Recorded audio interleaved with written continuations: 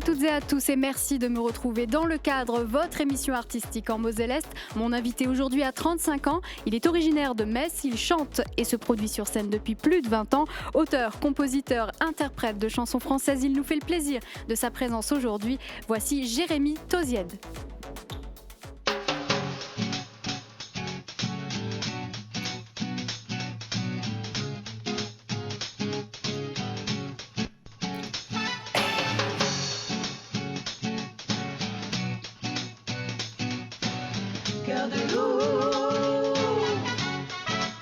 Pas le temps de tout lui dire, pas le temps de tout lui taire. Juste assez pour tenter la satire qu'elle sent que je veux lui plaire. Sous le pli de l'emballage, c'est la lubie de faufiler. La folie de rester sage si elle veut ou pas m'embrasser. Quand d'un coup d'elle se déplume, mon œil lui fait de l'œil. Même l'île sur la lune ne fait pas peur pour qu'elle aille. Je n'ai qu'une seule envie, me laisser tenter. Mais la victime est si belle et le crime est si gai. Mais pas besoin de beaucoup et pas de peu non plus. Par le bien habillé, faut lui faire savoir que je n'en peux plus. C'est le cas du kamikaze, c'est l'ABC du condamné. Le légionnaire qui veut l'avantage des voyages sans s'engager. Elle est si frénesque sous mes rangées d'amour. Je suppose qu'elle suppose que je l'aimerai toujours. Le pied sur l'aventure, le doigt dans l'inventaire. Même si l'affaire n'est pas sûre, ne pas s'enfuir, ne pas s'en faire. Je n'ai qu'une seule envie, me laisser tenter. Et la victime est si belle et le crime est si gai. Yep.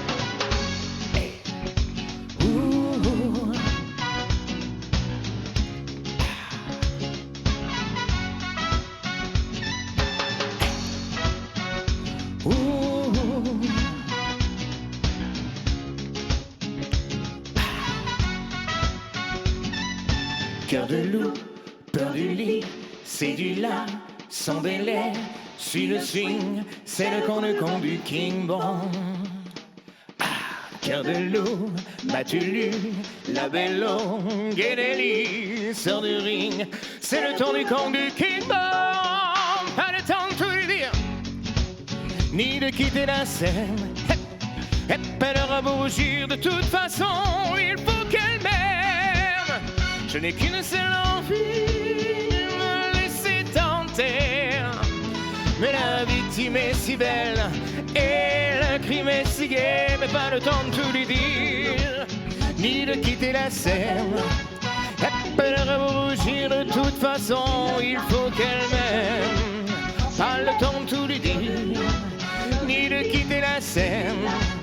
Elle aura beau rougir, de toute façon, il faut qu'elle m'aime. Jérémy Tauziède dans le cadre. Bonjour Jérémy, bienvenue. Bonjour. Alors je suis ravie de t'accueillir. On commence avec plein d'énergie pour cette émission. Alors Jérémy, je me permets de prendre quelques secondes pour dresser un peu ton CV. Tu commences en 1999 avec un groupe qui s'appelait Crystal Voice. C'est ça. C'est ça. Dans les années 2000, tu commences en solo. En 2003, tu deviens parrain régional du Téléthon et tu fais tes premières scènes par-ci par-là en Moselle. C'est ça, c'était un bon souvenir ça, parce qu'on a dû faire 11 villes en un week-end. Donc c'était un marathon, mais c'était passionnant. C'était vraiment un honneur d'avoir été parrain du Téléthon régional et d'avoir pu faire ça. Voilà. Oui, en plus c'était tes tout débuts. En 2004, l'année d'après, donc tu participes à C'est parti pour le show sur TF1. Donc j'imagine là, grosse propulsion dans ta carrière. Ouais, et puis c'était assez impressionnant parce que d'un coup on se retrouvait à partager le plateau avec des gens comme David Hallyday et Michel Fugain. Donc ça valait toutes les leçons de chant du monde, parce qu'en 3 minutes, on travaillait avec des professionnels et qui on voyait que leur endurance, leur manière de chanter, leur manière de travailler. Donc c'était très intéressant. Ouais, j'imagine. En 2007, donc quelques années seulement après, tu sors ton premier album. C'était un album qui s'appelait De l'encre et du papier, et j'étais pas, pour le coup, c'était pas moi qui étais auteur-compositeur.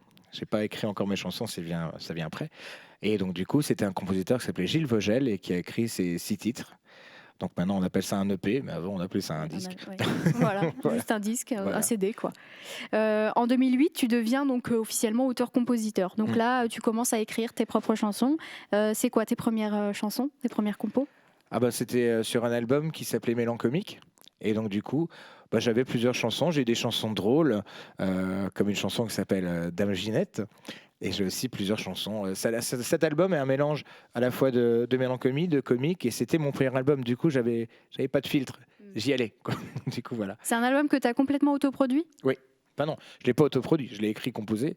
Après, bon, j'avais un label qui s'appelait Label Hélène. Il y a toujours un staff autour d'un album, parce que tout seul, on peut finalement rien faire, pas grand-chose. Et en 2010, tu participes à ta première télévision officiellement? En 2000 En 2010? 2010, j'ai fait une émission de télévision sur cette chaîne. Et oui. Voilà. Et en 2016 aussi, tu es revenu Face à moi, sur Mosaïque Cristal aussi. Exactement. Moi, je reviens tous les 6 ans à peu près. Tous les 6 ans, voilà. Donc on est venu aux nouvelles. On voulait savoir ce que tu deviens. Eh ben, pas bougé depuis 20 ans, toujours aussi beau et toujours aussi humble aussi. Voilà, c'est ça. C'est ma qualité première, c'est la modestie. Et donc, toi, tu commences quand t'es gosse, en fait. T'avais quoi, 12, 13 ans? 14 ans. 14 ans. Ouais. Et en fait, c'est venu c'était le hasard parce que en fait, j'ai une amie à moi qui cherchait des gens pour faire sa chorale à l'église parce qu'elle dit je veux tout changer, je veux faire vraiment du gospel à l'église et tout ça. Donc elle m'a dit Jérémy, tu viens avec nous. Et j'ai dit non, moi je veux pas. Elle m'a un peu forcé la main et de là on s'est retrouvés qu'à 3. Et puis après, finalement, on nous a demandé ailleurs qu'en dans les églises. Et puis, finalement, je me suis retrouvé tout seul. Et maintenant, ça fait 21 ans. Mais t'as fait ça longtemps? Chanter dans les églises, chanter du gospel? Ça a duré vraiment 1 an, quoi. 1 an, C'était juste le début. Et puis après, finalement, les gens nous ont demandé ailleurs. Au début, on faisait des balles, des choses comme ça. Et puis après, des salles. Après, j'ai rencontré Freddy Ivars à Sarreguemines. Et on a commencé, j'ai grandi un peu avec lui. J'ai eu la chance de faire beaucoup de salles à Sarreguemines. Sarreguemines, c'est un peu ma ville d'adoption au niveau de la chanson. À l'époque, il y avait les Open de la chanson.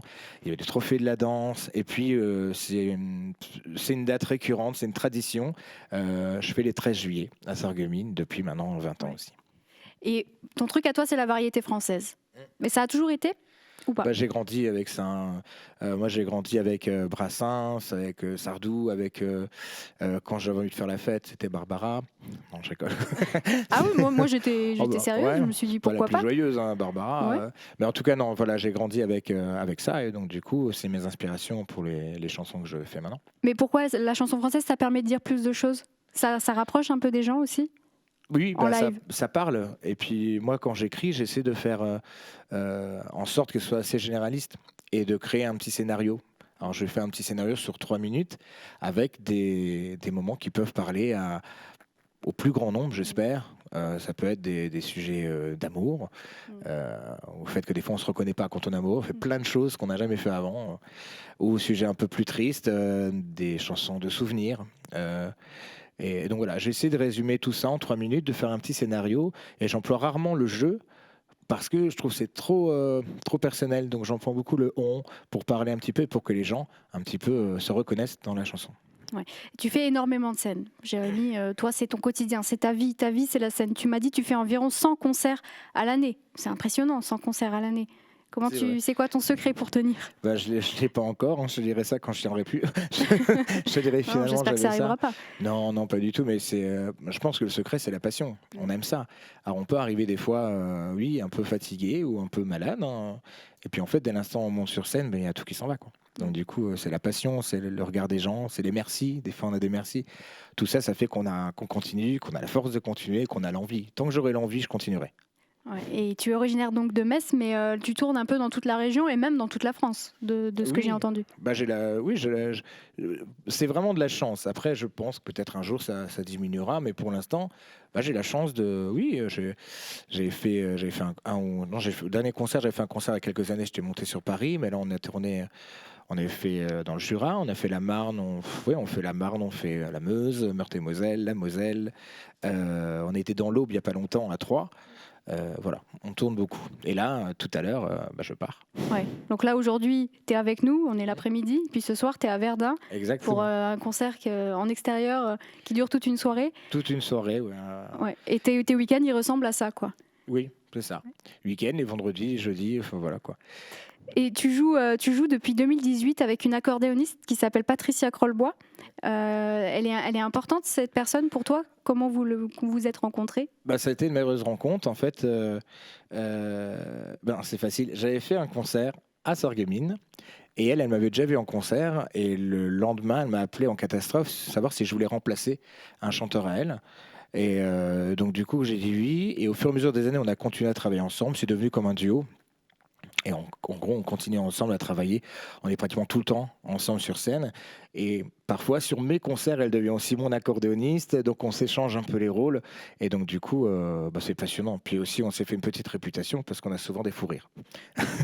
Ouais, ça doit donner en concert, je pense. Oui, oui. Et vous faites pas mal de reprises, des hommages à des chanteurs. Je pense à Edith Piaf, mais tu accordes aussi beaucoup d'importance à faire ça, faire des hommages à des grands chanteurs que tu admires. Oui, parce que, encore une fois, ça parle à tout le monde. On va sur plusieurs générations, des années 50 jusqu'à Clara Luciani.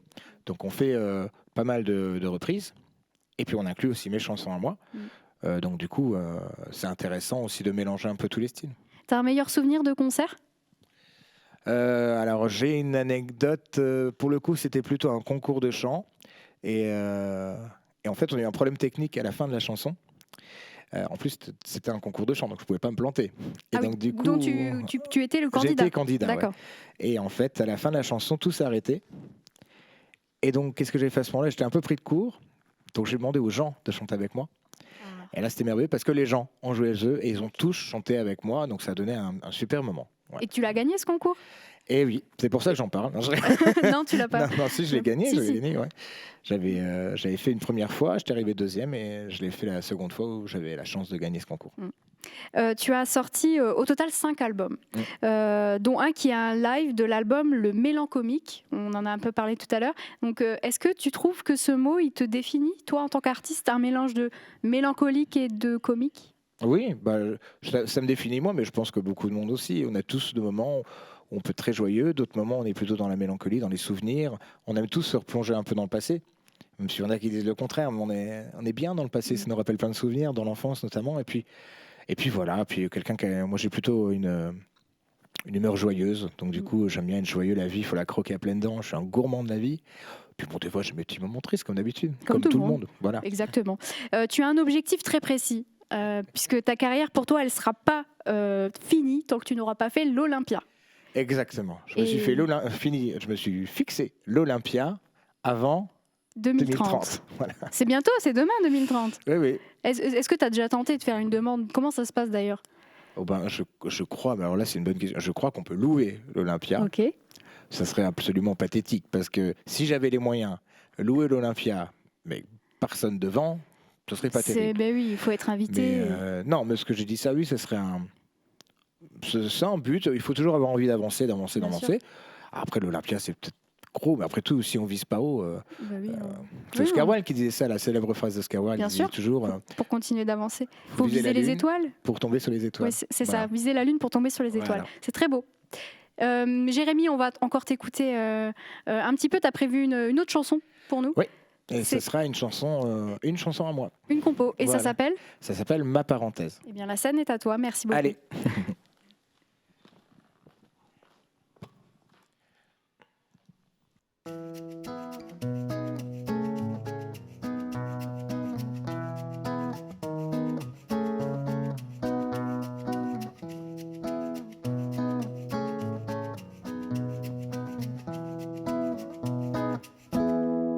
Comme lorsqu'on se couche dans un doux lit de soie après une journée de labeur,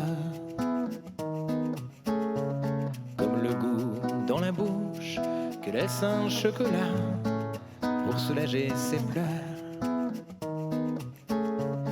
comme les bras d'une mère rassurant son enfant, comme l'eau de la mer lorsque l'air est brûlant, comme cet air qui nous touche, que l'on a toujours en soi pour réchauffer son cœur. Tu étais ma parenthèse, ma bulle de bonheur, ma douce chaleur. Tu étais mon horizon, ma folle passion, mes 4 saisons.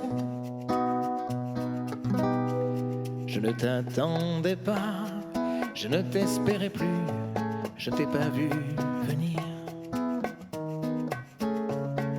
Mais après quelques mois, sans que je l'ai voulu, je t'aimais sans rien dire. On s'interdisait les toujours, car il y avait chez toi ce besoin de voyage qui sonnerait le glas de mon plus tendre amour, de ma plus belle cage, et la clé c'était toi. Tu étais ma parenthèse, ma bulle de bonheur, ma douce chaleur. Tu étais mon horizon, ma folle passion, mes 4 saisons.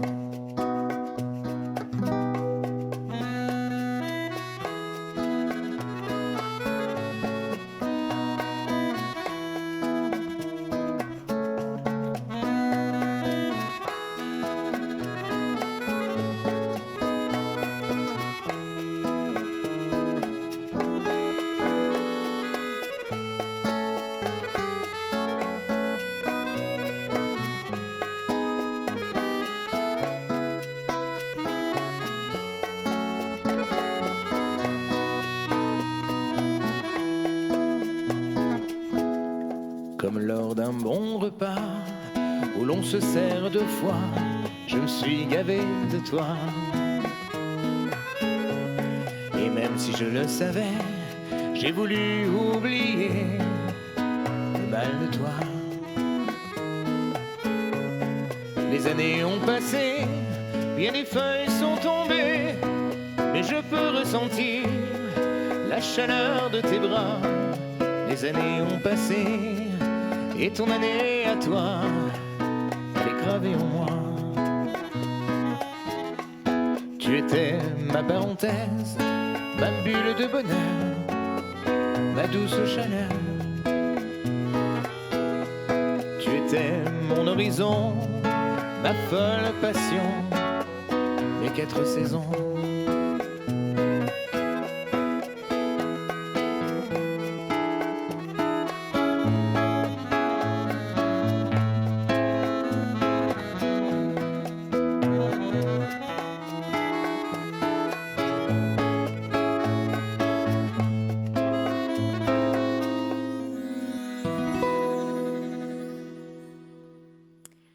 Jérémy Tauziède sur la scène du cadre avec Ma parenthèse, une composition qui est sur un album qui porte le même nom, il me semble. Exactement. Oui. Et Album Ma parenthèse qui est sorti en 2020. En 2020, et tu prépares une tournée. Exactement, pour 2024. Là, on est en préparation, on a fait la première, c'était à Muttersolf, à côté de Célestat, et donc du coup, là, on prépare tout le reste des concerts courant 2024. Alors pour être au courant des dates, tout ça, je pense que rendez-vous sur tes réseaux. Exactement, Voilà. sur les réseaux sociaux, Facebook, TikTok, Instagram, Voilà. les sites internet, je suis hyper connecté. Hyper connecté, voilà. Il suffit de taper Jérémy Tauziède et on te trouve facilement. Plus étonnant maintenant, tu as sorti un roman récemment, ça s'appelle Mireille. Est-ce que tu peux m'en parler ? Alors c'est une petite nouveauté en fait, ça s'est passé pendant le Covid. J'avais un thème de chanson. Et il se trouve que ce thème, j'arrivais pas à le traiter en quelques minutes. Donc je me suis laissé un défi à moi-même. J'ai dit, allez, vas-y, on va essayer d'en faire un livre. Je suis très fier d'y être arrivé. Et donc du coup, voilà, c'est mon premier roman. C'est une grosse nouvelle, un petit roman. Et donc du coup, voilà, j'en suis fier. Il est disponible ? Il est disponible dans les partout, librairies, dans les librairies, sur Amazon, Amazon Snack et le troisième. Voilà. Donc audible. Donc c'est une nouvelle, c'est ça ? Une nouvelle ou plusieurs ? Non, c'est une grosse nouvelle. Une grosse nouvelle. Voilà. Mais bon, ça se lit bien, je pense. Et je pense. Je ne vais pas vous dire le contraire. Hein. C'est sûr. Bon, voilà. Donc le livre est disponible sur Internet et en librairie. L'album et puis même tous les précédents sont disponibles sur toutes les plateformes, sur Spotify, sur Deezer. Et puis n'hésitez pas à aller suivre Jérémy sur ses réseaux. Merci. Merci et Margot. puis on espère qu'on te reverra et que tu nous raconteras l'Olympia. dans quelques Rendez-vous années. Après 2030. Après alors. 2030. Avec plaisir. Allez, merci à tous d'avoir regardé Le Cadre. Rendez-vous chaque jeudi sur Mosaïque Cristal pour découvrir un nouvel artiste. Et puis merci à nos partenaires, la ville de Sarreguemines et le Vibes Cache Cache Bonobo Bréal qui m'habille. À très bientôt.